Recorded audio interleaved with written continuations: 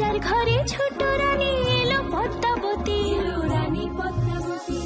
রাজার আরো 6টি রানীর ছিল না সন্তান, পদ্মাবতীর কোলালোতে মিলল সমাধান।